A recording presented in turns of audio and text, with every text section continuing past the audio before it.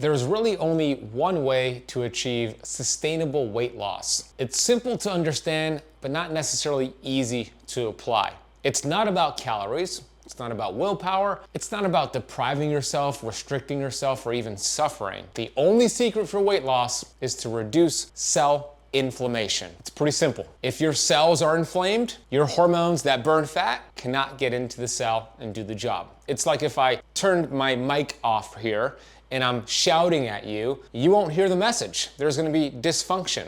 Your body works the same way, especially as it relates to fat loss. You have fat-burning hormones that are messengers. These are chemical messengers. These signals are being sent to your cells. If you have too much inflammation around those cells, the message is not picked up. You don't perform the job of burning fat and producing energy, and you start to gain weight, and you create something called hormone resistance, which leads to weight loss resistance. So if you've tried cutting calories, excessive exercise, fad diets, and maybe toxic fat loss pills and supplements, and you lose some weight and gain it back, this is the reason why. You haven't addressed the root cause, which is the cell inflammation. Now, I know that's easy to understand. Where it becomes a little bit more difficult is when you actually apply it. Where is the inflammation coming from? Well, I've been in the health space for over 17 years. I deliver keynote lectures all across the world, and I work with the most brilliant doctors in the world, and we do case studies and we review.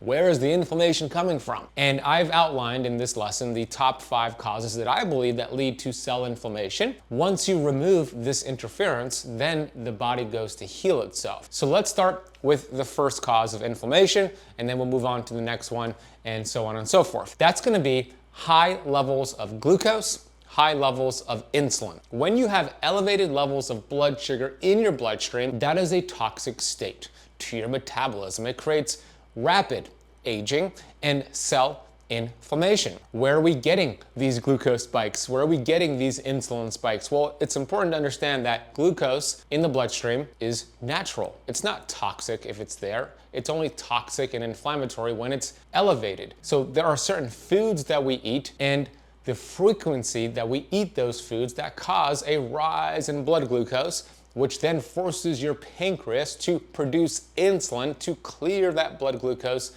and put it into the cells. When this is happening often and frequently and at high rates, you're going to have a lot of inflammation. You're going to start storing fat. It's going to make it damn near impossible to lose the weight that you want to lose. So the first issue here is the frequency of our meals and our snacks. And I remember my colleague, Dr. Don Klum, he released a patient population survey. This is a study he did, and it showed that the average American's eating 17 to 23 times per day. The meals and the snacking and the grazing, even if it's kombucha, a protein shake, a protein bar, carrots with peanut butter, whatever people think is healthy, every time you snack, every time you eat, that is going to raise glucose and insulin, and that is a meal to the body. So the first step here is to remove snacking in between meals. Start with 3 meals a day, breakfast, lunch, and dinner. That will alleviate and limit those glucose and insulin spikes. The second part here is to lower your carbohydrate intake. It is carbohydrates by far that will raise blood sugar and raise insulin way more than protein and way more than fat. Fat barely even raises blood glucose and insulin levels. So when you lower your carbs, you're gonna lower glucose and insulin, lower inflammation, you'll start to burn fat. How low should you bring those carbs? Well, that depends. If you wanna enter the state of ketosis, which is really great for anti-inflammation, fat loss, brain health, then your total carbs should be, for most people, under 50 total grams of carbs per day. If that's too restrictive for some of you, then following a low carb diet is also beneficial. That's around 100 to 150 grams total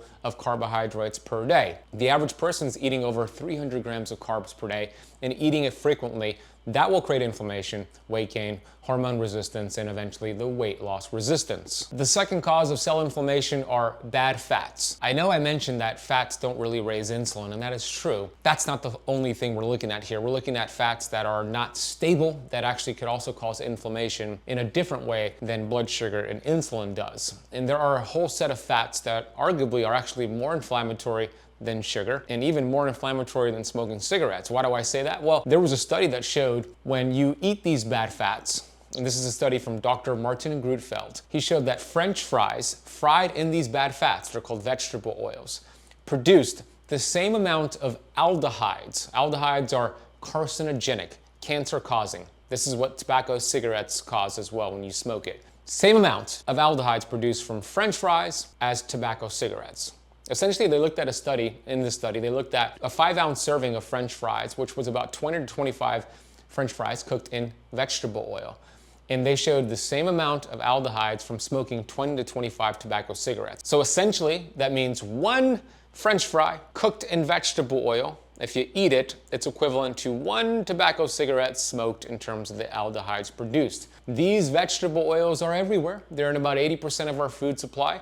They're rancid before they're even put into the bottle, before you even heat them up, just by the processing of them. Other names are polyunsaturated fats, linoleic acid, omega-6 fats, vegetable oils, and seed oils. These classifications of fats will make their way into your body fat, into your cell membranes, into your mitochondrial membranes, and the half-life of these fats is about 680 days. If you stopped eating them today, about 2 years later, half of them will remain in your body, creating inflammation. We want to identify them and remove them, and we want to swap them with anti-inflammatory healing fat-burning fats. First, let's start with the ones to remove. There are 8 of them that I want you to identify.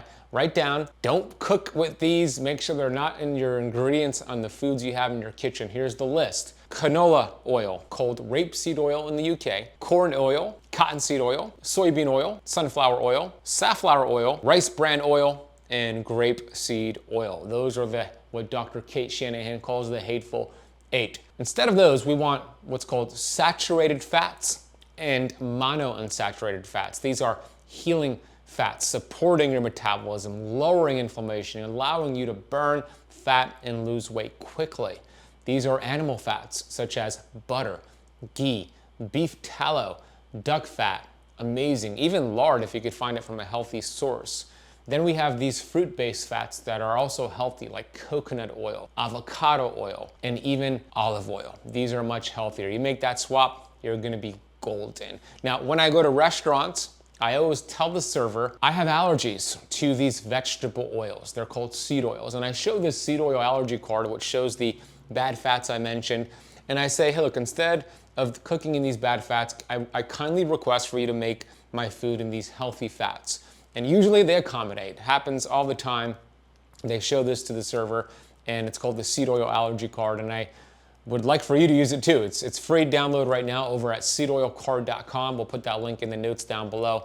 You could download this as an image on your phone, show it to the server. Do not take the hit. The third thing causing inflammation in the body are toxins. Toxins are everywhere. We live in the most toxic world than ever before. These are called environmental pollutants, environmental chemicals, and toxins. Now, we're gonna not go too deep into this because I could spend hours on these big heavy metals from silver amalgam fillings and certain vaccinations and different exposures. We're gonna focus on the most common toxins and that are easy to identify and easy to remove from your life. And before we get into those, let me explain how they make you gain weight and prevent you from burning that weight and burning that fat. These toxins are called obesogens. When toxins enter your body is very smart. You have this innate intelligence called the inner physician. The number one priority for your human body is survival. Always remember that. Survival is the name of the game. Your body will do everything and anything possible to help you survive in the moment, even if that means creating disease later on. Always remember that.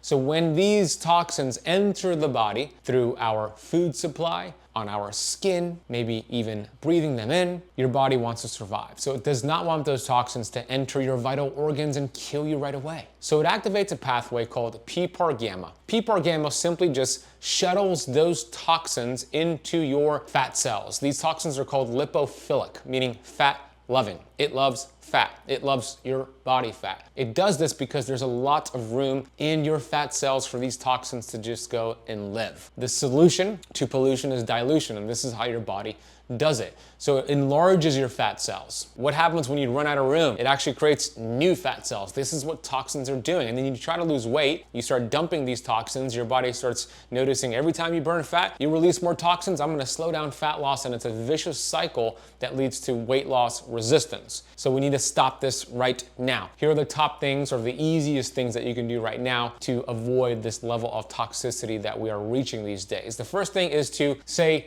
no to plastic water bottles and plastic Tupperware, plastic cutting boards.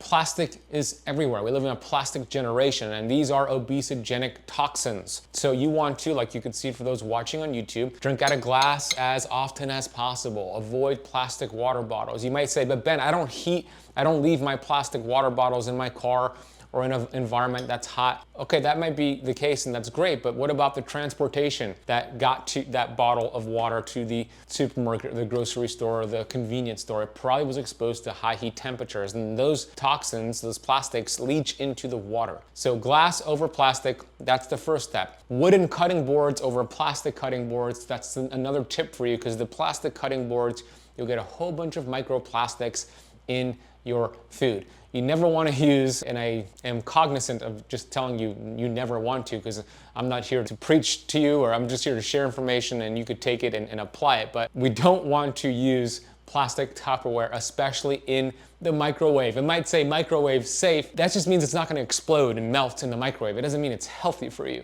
So glass is important, and you want to use that and use glass as much as possible, and that will help with the plastic issue. You know, the average American, here's a study from the University of Newcastle. They put out a study recently showing the average American eats about 5 grams worth of plastic every week, or 5,000 tiny pieces of plastic every week, which is the size of a credit card. The average American is eating a credit card's worth of plastic every single week. That's not good. The next thing is to say no to cash register receipts. Studies are showing that cash register receipts, they've done thermal imaging on these, it can contain 250 to 1,000 times more BPA than canned food. And if you think about it, when we say, yeah, I'll take that receipt, we touch it, it now goes on our skin into the bloodstream. A lot of women, I see them do this. They put it into their bra, going right directly into your chest. I see people put it in their pocket. Now their pocket is contaminated with BPA, so say no to cash register receipts.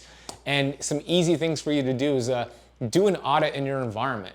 Look at your cleaning supplies. Look at your detergents. Buy non-toxic chemicals, non-toxic detergents. Throw away the candles. Throw away the things that are creating inflammation in your body by just breathing it in. And when it comes to toxins in our food supply, we want to be aware of glyphosate. Glyphosate is a super toxin which forces things like heavy metals deeper inside of our tissues. So eat organic, non-GMO foods as much as possible. You don't have to be perfect here, but the more you could reduce the interference, the faster your body's going to heal, the faster you're going to lose weight. Let's move on to the fourth thing here. Before we do, I do have a free guide I just created, and it's a 7-day protocol to burn 10 pounds of fat within a week. And it teaches you some simple things you can do each day, some examples of like healthy fat burning meals, an intermittent fasting schedule, what to do, what not to do. And you can get it for free if you scan the QR code on the screen, or if you're listening on the Metabolic Freedom podcast, you could actually go to burnfatbook.com or click the link in the notes down below to go download that for free. The fourth thing here that's going to contribute to inflammation and weight gain is poor sleep. Sleep is so important for many more reasons than just weight loss, but it's not about the quantity, meaning the total amount of sleep, it is about the quality of that sleep. When we think about weight loss, it is deep sleep that helps you burn fat. And you could track your sleep like I do with this Oura Ring, or an Apple Watch, a Fitbit, a Whoop band. I mean, there's several devices, whatever you want to use it. You want to aim to get at least an hour and a half of deep sleep every single night, because that's going to show that your body is ramping up its fat burning hormones. You're going into this deep parasympathetic deep sleep where your body's activating this glymphatic system, where your brain shrinks in size and has this dishwasher-like fluid called the cerebral spinal fluid that flushes toxins out of the brain, lowers inflammation. So get quality deep sleep. I'm not going to go deep into how to do that, but you want to make sure you track it and you work on building up your deep sleep. Couple things you can do though: cold, dark bedroom, and don't eat at least 5 hours before bed. You do those 3 things: cold bedroom, dark bedroom, not eating at least 5 hours within bed, you're going to get more fat burning deep sleep. All right, the fifth thing that contributes to toxicity, inflammation, and weight gain, it's actually the most important part here, and that is going to be poor thoughts, stinking thinking. You don't get what you want in life, which might be, I want to lose weight. You get what you are, and what you are your thoughts. The average person has 60,000 thoughts every day, and it's estimated that 90% of them are the same thoughts from yesterday, and 85% of those thoughts are what they call negative thoughts. Stinking thinking. And if your thinking is stinking, your dreams are shrinking. Dr. Bruce Lipton has proven that your thoughts influence your cells and your metabolism. A toxic, angry, resentful, bitter thought will send a signal to your DNA to produce inflammatory proteins.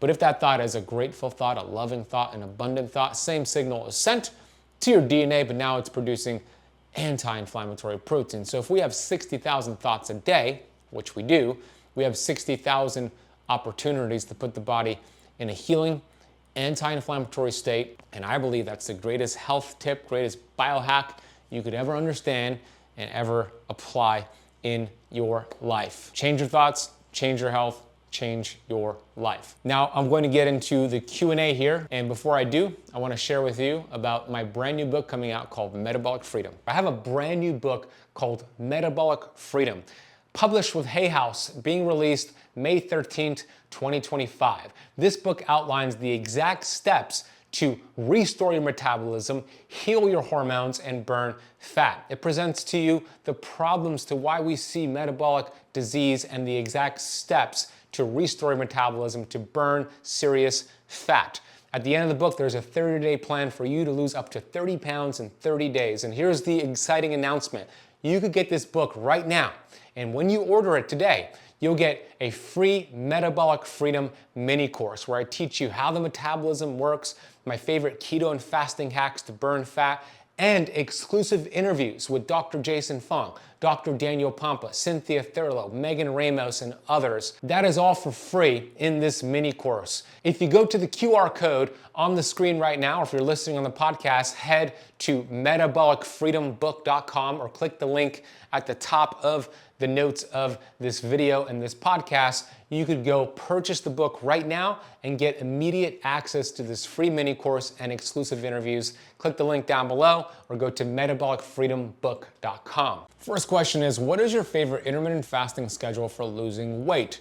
I like to rotate between two schedules, a daily 18-6 schedule, which means out of a 24-hour period, for 18 hours, you're in a fasted state.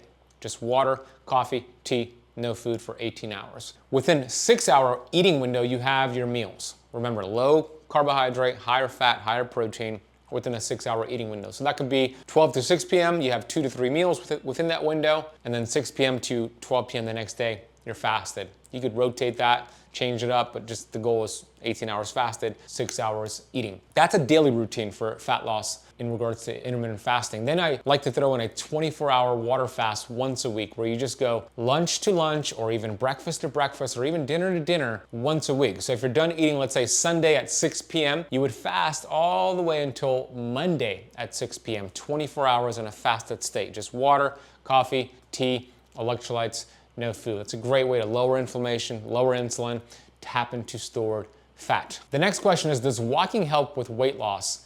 Absolutely, and it's way more than just weight loss. Walking is like such an underrated, powerful health tool that many people don't realize how powerful it is. Studies show it extends your lifespan, prevents death from all-cause mortality. Studies show it actually helps with fat loss. So I would recommend getting at least 10,000 steps a day and timing those walks after your meals. You'll get much more fat loss when you walk after your meals. Simply put, it's just mitigating that postprandial glucose response, your after meal glucose response. And you do that with a 20 to 30 minute walk. So walk after your meals if you can and aim to get 10,000 steps a day, and you're going to get faster weight loss results here. The next question is this: how much protein should I consume for weight loss? It's a great question because protein is probably the most important macronutrient here as it pertains to weight loss. Protein has all the essential amino acids, helps to preserve muscle mass, build muscle mass, helps you feel full and satiated.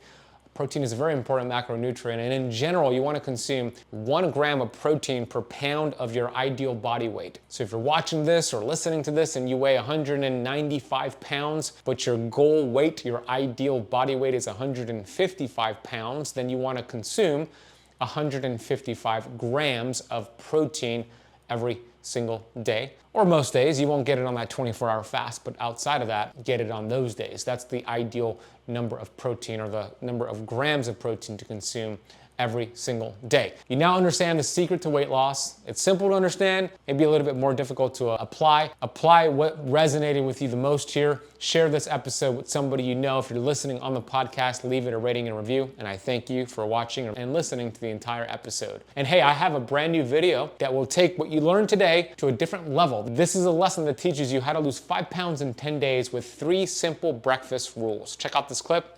I'll see you in that video. So many people who are trying to burn fat unknowingly eat the wrong breakfast foods, which puts their metabolism in a fat storage state. When this happens, it makes it impossible to burn fat. It will be easy, and the weight comes off as a side effect from addressing these 2 roadblocks. So the 2 roadblocks are